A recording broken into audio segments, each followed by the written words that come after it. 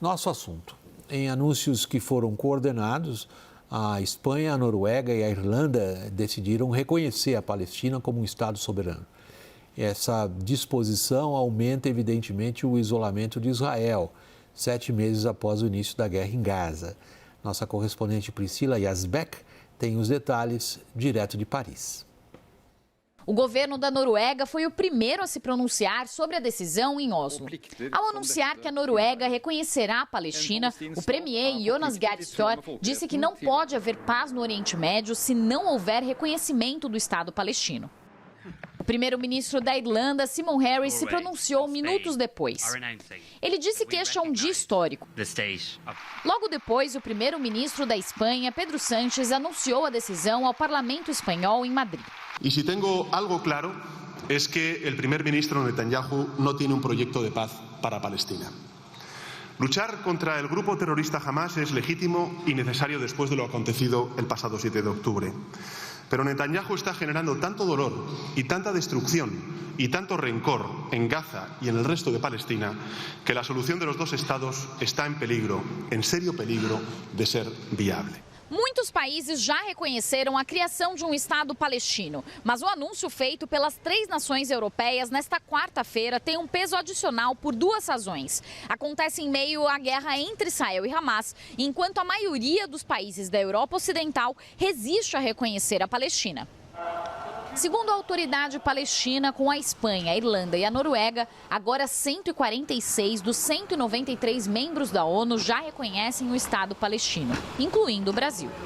E a iniciativa pode ser seguida por outros países europeus, como Eslovênia e Malta, que em março sinalizaram que devem adotar a mesma medida. Mas outros países, como a França, disseram que este não é o momento de reconhecer o Estado palestino. O Ministério de Relações Exteriores francês afirmou que o assunto não é um tabu para o país, mas a decisão deve surgir no momento certo para que haja um antes e um depois. Israel reagiu rapidamente e convocou seus embaixadores nos 3 países para consultas para demonstrar sua reprovação. Mais tarde, o primeiro-ministro Benjamin Netanyahu disse que o reconhecimento da Palestina pelos europeus é um prêmio para o terrorismo. A Organização para a Libertação da Palestina, a OLP, considerada internacionalmente o órgão que representa o povo palestino, classificou o anúncio como um momento histórico em que o mundo livre triunfa pela justiça. O Hamas, responsável pelos ataques de 7 de outubro a Israel, também comemorou a decisão e disse que é um passo importante para afirmar o direito à terra e ao estabelecimento de um Estado palestino com Jerusalém como capital. Hussein Khallout, acho que há 2 aspectos para a gente abordar. O primeiro é o significado político e o que na prático resulta desses anúncios que a gente acabou de tomar conhecimento.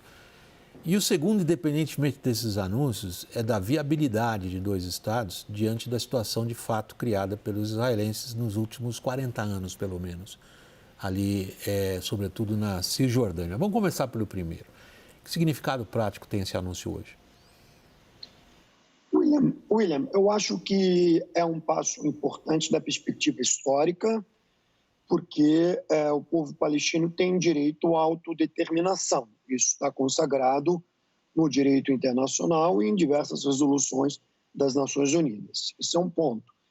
E o reconhecimento feito hoje pelos 3 países, pela Espanha, Noruega e Irlanda, não se trata de um presente ou uma compensação ou uma reparação aos palestinos, senão exercer de fato o que consta no direito internacional e também com o objetivo de ainda manter viável a possibilidade de 2 estados. Porque o que se tem em Israel é um governo extremista, é um governo que nega a existência na prática do direito do povo palestino à autodeterminação e a ter seu Estado dentro de fronteiras internacionalmente reconhecidas. Isto é, a política de ocupação territorial, ela inviabiliza a política de 2 estados.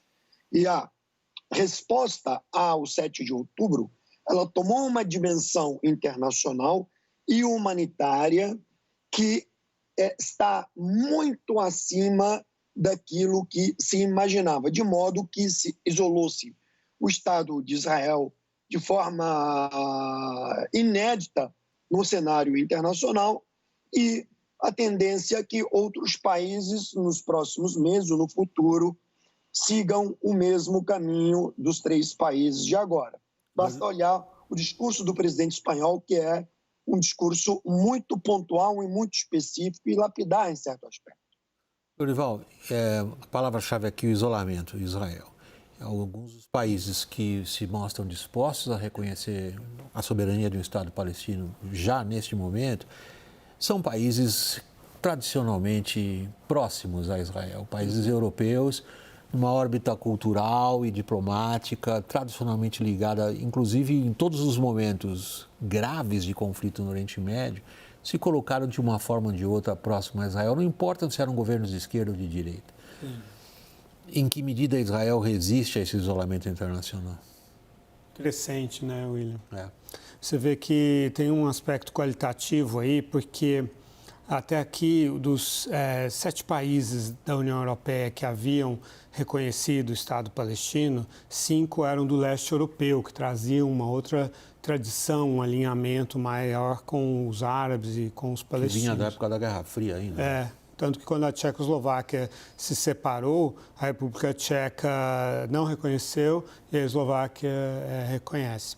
Agora, desses 3 países, 2 pertencem à União Europeia, que são a Espanha e a Irlanda. E a Noruega não pertence à União Europeia, mas é um país europeu e foi o lugar onde aconteceram os acordos de Oslo, de 1993.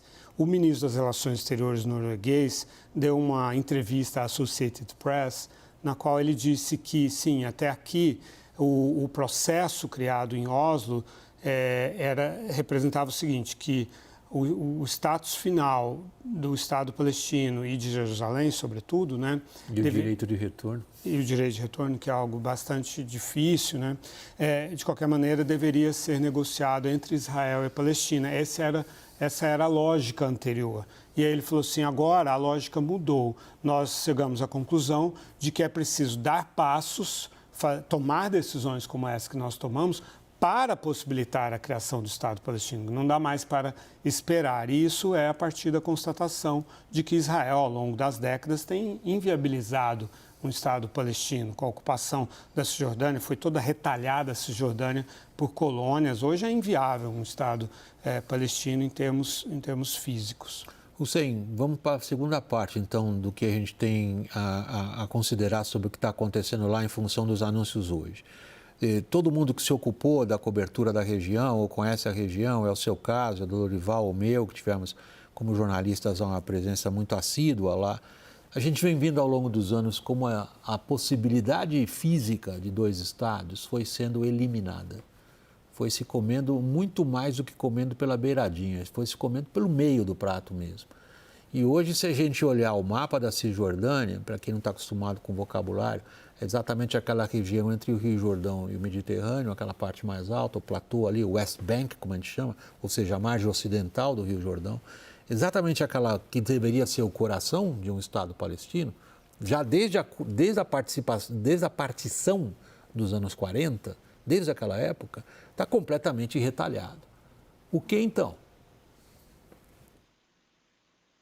Bom, William, o que está claro que a partir de 2000 para cá, ou a partir da assunção do Ariel Sharon ao poder e, consequentemente, até os dias atuais, houve uma política sistemática por parte dos sucessivos governos israelenses de expandir a política do colonialismo e da ocupação ilegal dos territórios palestinos, da desapropriação de casas, terras, etc. Isso é uma política deliberada, não é uma política que correu ao acaso. E eles sabem tão bem quanto os europeus, quanto os americanos, de que esse tipo de política ela inviabiliza na prática a existência de 2 estados, porque a tese de 2 estados ela ocorre com troca de terras, ou seja, paz em troca de terras. Muito bem. O que, na verdade, parte do establishment israelense aposta é que, bom, se for para ter dois estados, vamos dar o mínimo possível aos palestinos. Só que o problema é que os palestinos não vão desistir de ter, digamos assim, uma proporção minimamente aceitável. E, não tendo essa alternativa, então tem que partir para o Estado único. E o Estado único, ele, na verdade, desconfigura a ideia de um Estado de Israel exclusivamente judaico. Então, você entra num deadlock, você entra num caminho sem saída, né? O ponto fundamental que deve ser explorado é que esses países já antecipam que, se essa tendência política permanecer no poder, a tese de dois estados estará morta em muito breve, se é que já não está. Então, eles estão se antecipando, já efetuando esse reconhecimento para impor a este modelo de governança e a essa tendência política em Israel, que é bem extremista, a possibilidade de não acabar com a tese dos estados e causar uma reação dentro de Israel para que haja um novo fenótipo político, uma nova configuração política mais centrista, mais capaz de dialogar e de efetuar, avançar rumo a um acordo de paz que seja mutuamente benéfico. Lembrando que esses países que reconheceram, William, o Estado palestino, eles não reconheceram o Estado palestino em toda a Palestina histórica, senão dentro daquilo que a ONU estabelece. Sim, não, isso estava claro lá na reportagem. Agora, o que é difícil da gente encarar em termos de futuro, Lorival, é o seguinte: mesmo os governos israelenses mais moderados nos últimos 40 anos fracassaram diante da questão dos assentamentos ilegais, declarados ilegais pelo direito internacional. E a gente viu ao longo desses 40 anos uma ocupação cada vez maior dos gabinetes israelenses por políticos que vêm dessas ocupações, como é o caso hoje. Boa parte da, digamos, base parlamentar do atual governo de Netanyahu está localizada exatamente naqueles que consideram que os palestinos já têm um estado deles, sim, chama-se Jordânia. E quem quer ter o seu próprio estado, que vá lá para a Jordânia, porque o que está aí é nosso e nós não vamos ceder. Aparentemente, a falta de qualquer tipo de cenário para um pós-guerra em Gaza colocou Netanyahu diante de uma parede, que é uma enorme pressão internacional agora para fazer daquilo onde está a base eleitoral dele o Estado palestino. E aí? E eu sinto, né, que o Netanyahu não está olhando para essas questões, né? Ele está seguindo muito o instinto político de sobrevivência pessoal dele, né? Ele sofre inúmeras pressões que são anteriores aos ataques do Hamas.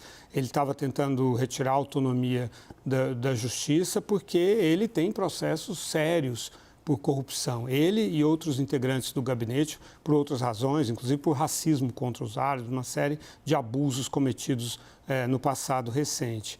Então, ele está muito mais focado, e isso é o que os israelenses sentem e dizem nas pesquisas, que ele está muito mais preocupado com ele próprio e que ele conduz a guerra pensando nele mesmo e não nos reféns e nos interesses de Israel.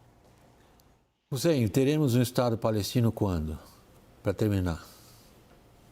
Olha, William, isso é uma pergunta que não é possível respondê-la de forma objetiva, porque isso depende muito dos Estados Unidos. Os Estados Unidos é o principal supplier para Israel. No dia que os Estados Unidos decidirem efetuar embargo de fornecimento de arma, aplicarem sanções ao Estado de Israel, isso evidentemente forçará os israelenses a partirem para um acordo de paz e, consequentemente, haverá Estado palestino. Enquanto os Estados Unidos não tomarem essas medidas, acho muito difícil haver um Estado palestino.